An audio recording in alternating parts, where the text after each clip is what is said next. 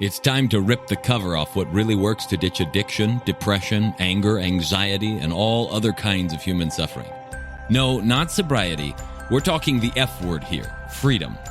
We'll share straight from the trenches what we've learned from leaving our own addictions behind and coaching hundreds of others to do the same. And since it's such a heavy topic, we might as well have a good time while we're at it.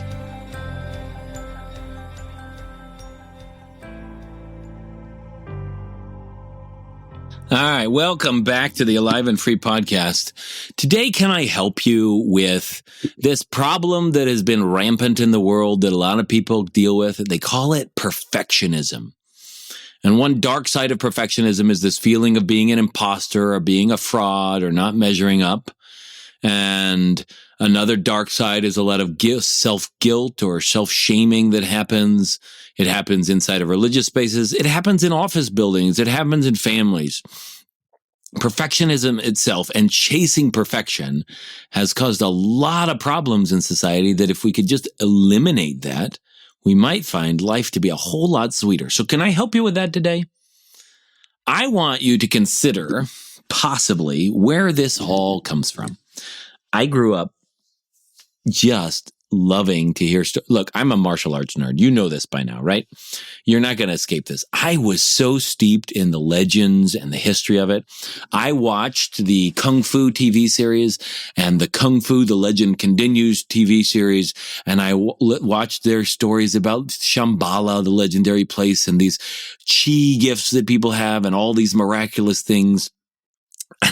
And I read books on yogis who did all of these different amazing deeds and gifts. And I read the Bible where Elijah was like calling down fire from heaven, and where the 10 plagues on Egypt and Moses parting the Red Sea, or God parting the Red Sea for Moses, and healings happening and people being raised from the dead with Elisha, and then all the miracles that Jesus did, and so on and so forth.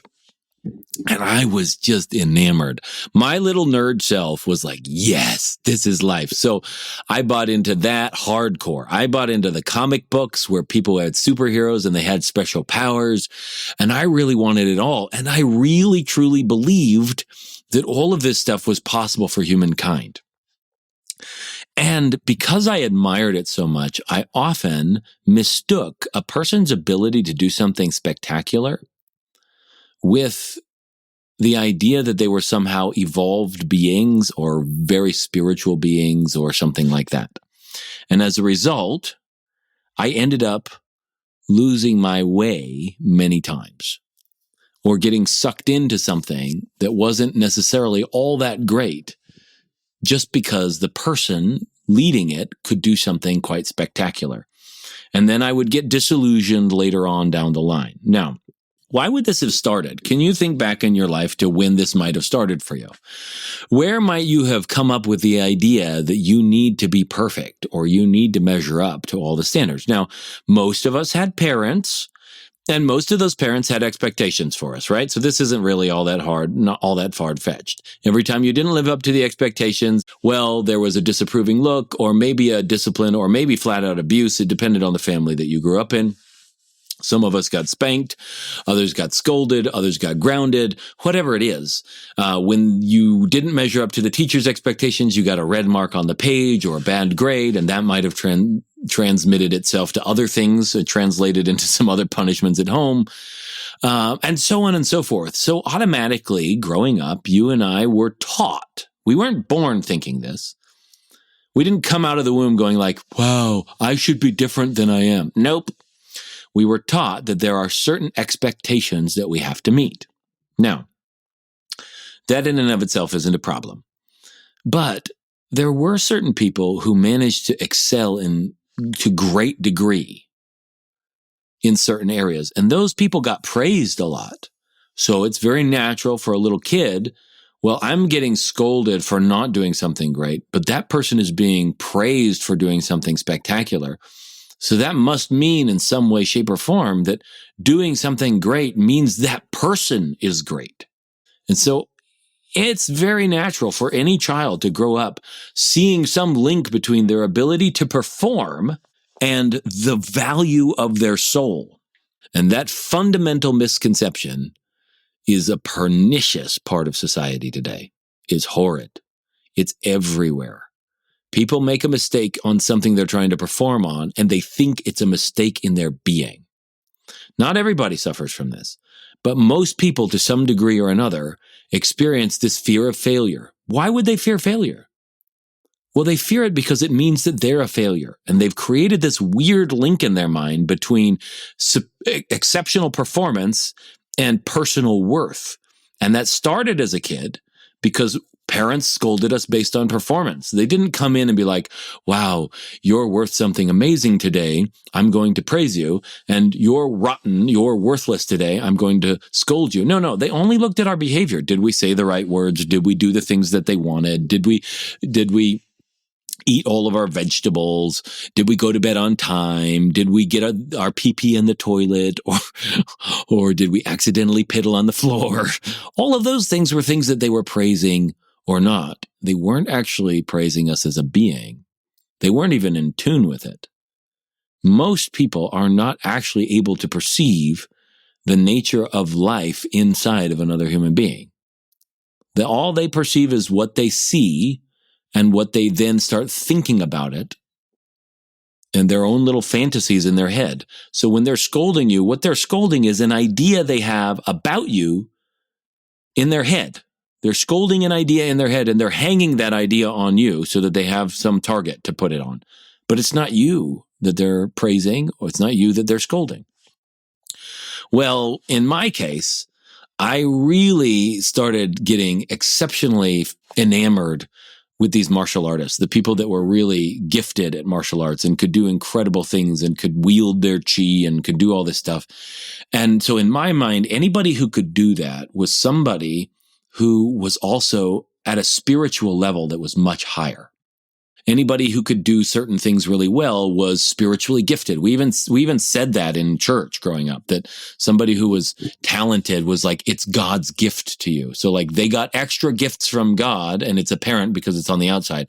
And I always felt bad for the people that didn't have the external gifts. You know, some people had a tremendous ability to listen and understand people, or a great piece about them, but that's not on the outside. So some of those people felt like they were worthless because they couldn't play the piano or dance a jig to the tune or to the beat of the music.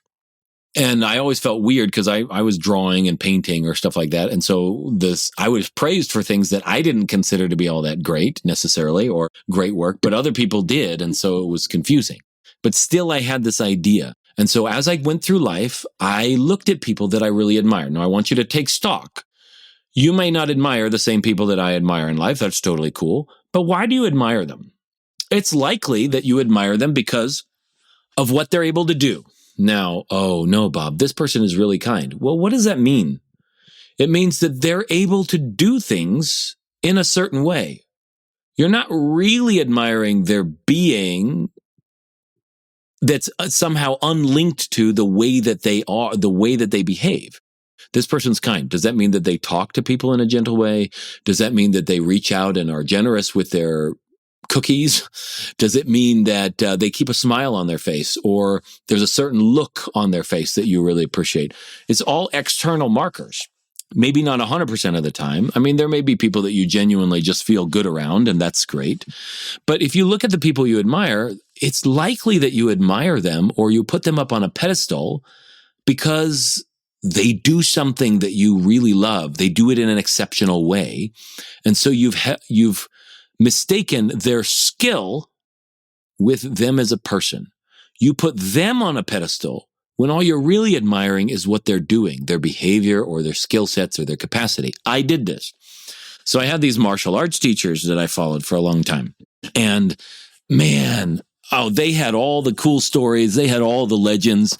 I had them as like legends in my own mind, and the grandmaster who I trained with, and all these people that had come from all these places. And I had this massive fantasy book in my head about all these people. And then one day it came crashing down in a big way because, well, one, I realized they weren't as good at their skill level, at their skill sets as I thought they were.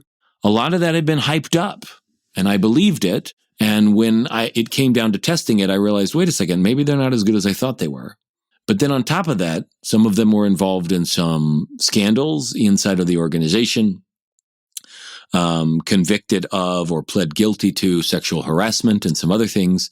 And I really had to come to terms with this notion that somebody who was that gifted at martial arts, who had spent that much time training and that much time looking at things, could also not be so spectacular as a human being, in the sense that they're not behaving in the rest of their life in a really integrated way or a really compassionate way.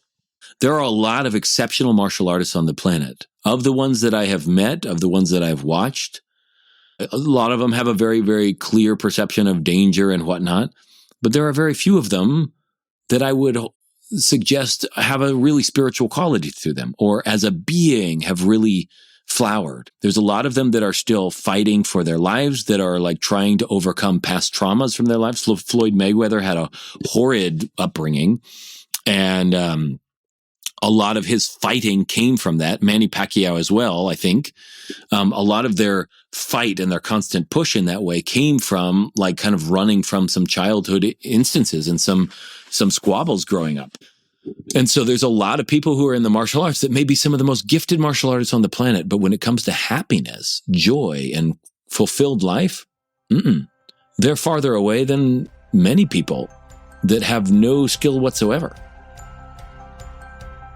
If you or someone you know is looking to drop the F-bomb of freedom in their life, whether that's from past trauma, depression, anxiety, addiction, or any other host of emotional and personal struggles, but they just don't know how or want some help doing it, head on over to thefreedomspecialist.com/feelbetternow and check out some of the things we've got in store for you, or book a call so we can look at your unique situation and get you the help that you're looking for. And then I would chase people in the business realm, people who had made $1 million. And then I remembered sitting in a room with one guy who was, his company brought in, I don't know, around $10 million a year. And I was listening to him talk and I was like, this guy, he burns out from his business. And he's like, wants to burn everything down every, month and a half. He isn't making he's not making a lot of sense in some areas. He's making claims that aren't actually very healthy. But people are fawning on his every word because, they assume because he's so good in business, he's good in everything else.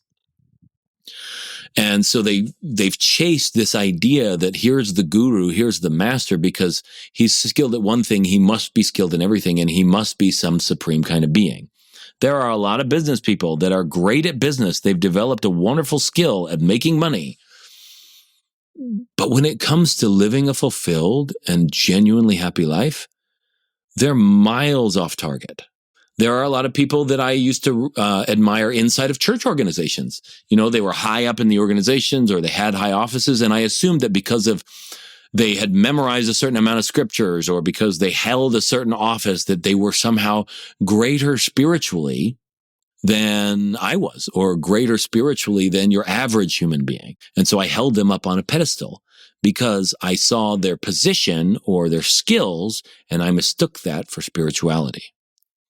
This happens in all kinds of areas. People follow fitness gurus. People follow celebrities. Have you noticed this? People worship celebrities.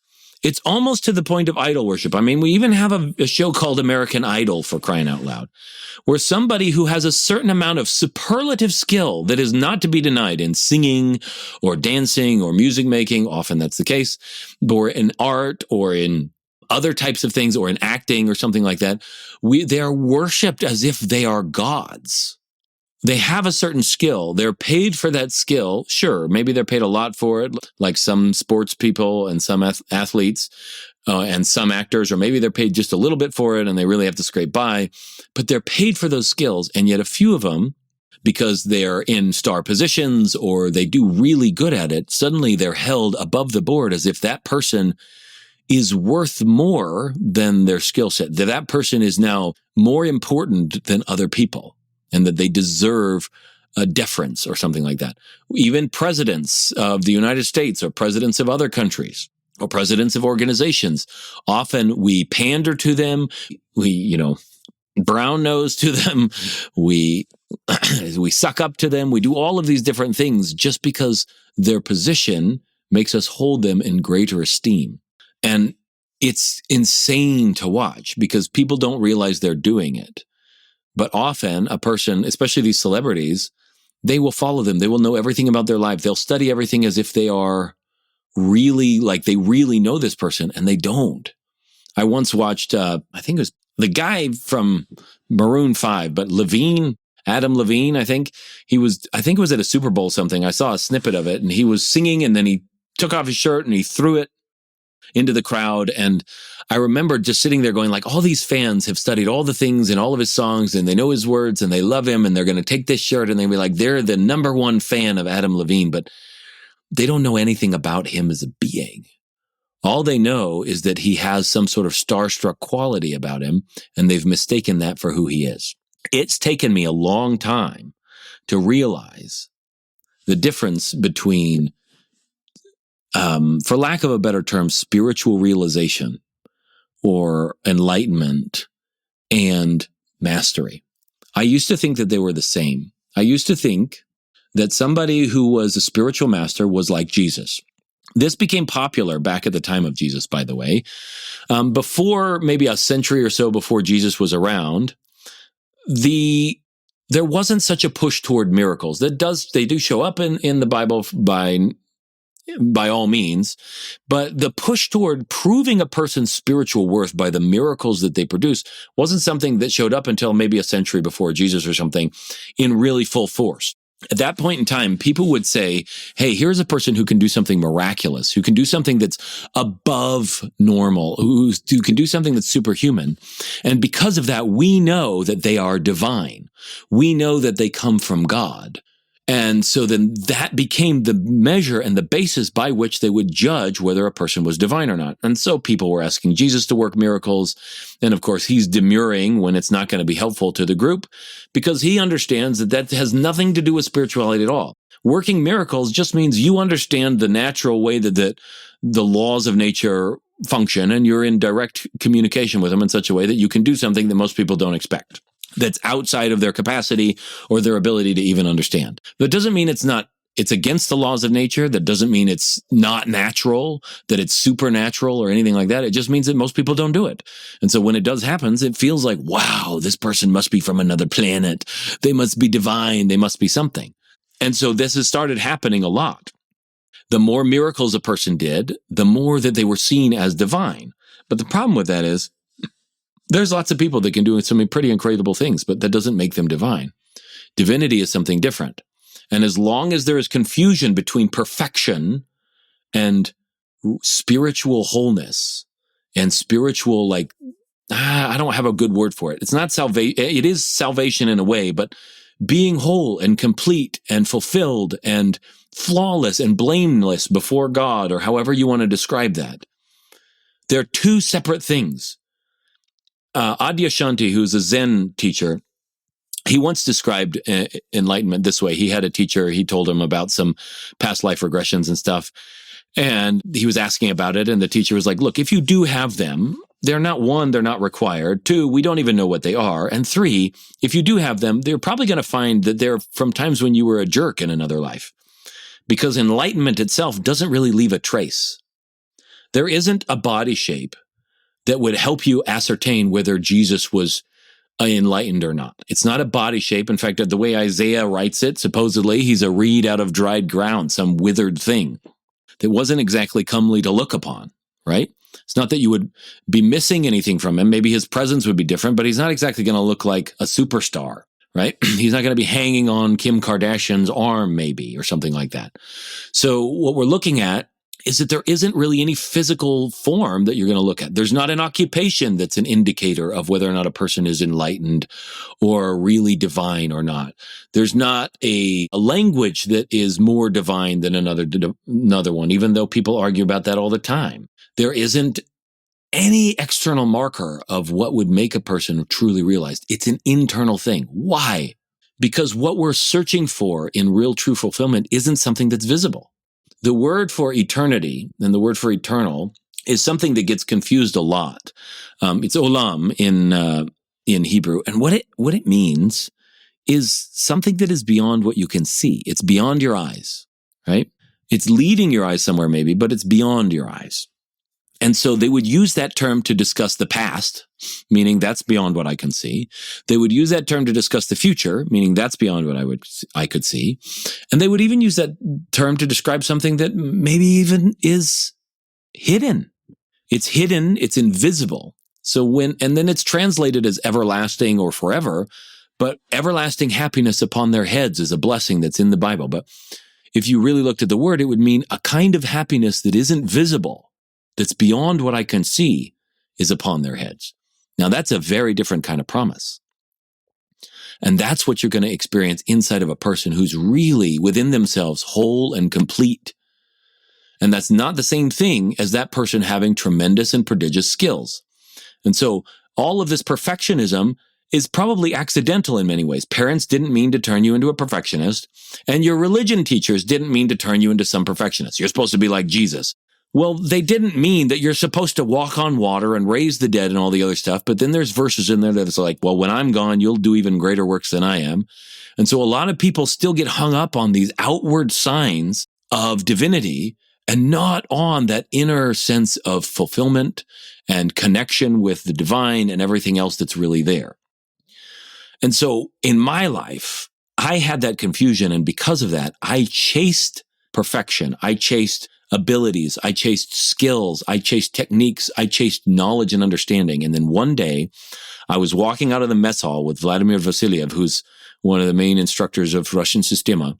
And I was at a camp with him, and we looked off to the side, and off to the left side, there were some people that were doing some therapeutic practices. And he looks over and he goes, "What is that?" And I said, "Well, that's Z Health. They're doing this, and it works with the nerves and the system and all this other stuff." And I said, "Do you want to learn some more about it?" And he says, No, I've figured out that if I'm not interested, but not in my life." And then he walked off. And it blew me apart. Better than any punch he had ever landed on me. Just that one little phrase that, hey, if I found that it's not of interest to me, that it doesn't really enhance my life, made me really, because I got my value out of how much I knew, how much I understood, how much I'd studied, how much I could put people in their place. And all of a sudden, here I was recognizing that no amount of information in the world mattered. No amount of skill in the world mattered if ultimately it didn't enhance your quality of life. And here was a man who was some ex-Russian operative who was prodigiously skilled and who realized, it's not useful for my life, so I don't need to know it. I'm willing to be the ignorant one in the room if it's not going to help my life.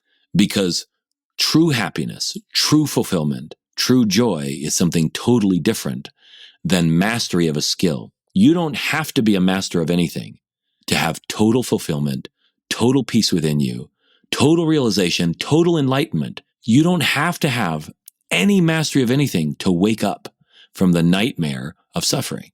That can happen whether or not you ever learn to do things better than anybody else. Isn't that such a gift? Yes, it's fun to master something. Yes, it's a way to train the mind and the body. Yes, it can produce experiences in life. But happiness and joy aren't dependent on any of that. Those come from just waking up. And that's such a prodigious promise. You, my friend, do not have to be perfect at anything. You don't have to be perfect at anything. When Jesus in the Bible said, be perfect, he used the phrase, be complete and be whole. Even in Latin, the word perfect means thoroughly done, meaning there's not a part of you missing. And you're whole and complete as you are right now. So be that way.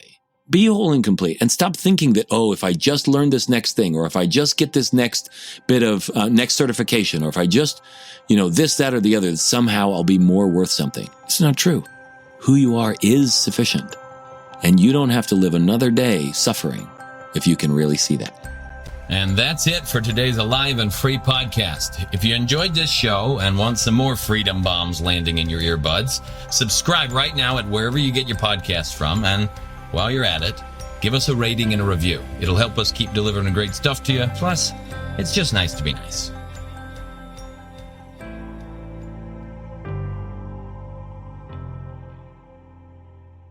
This is thepodcastfactory.com.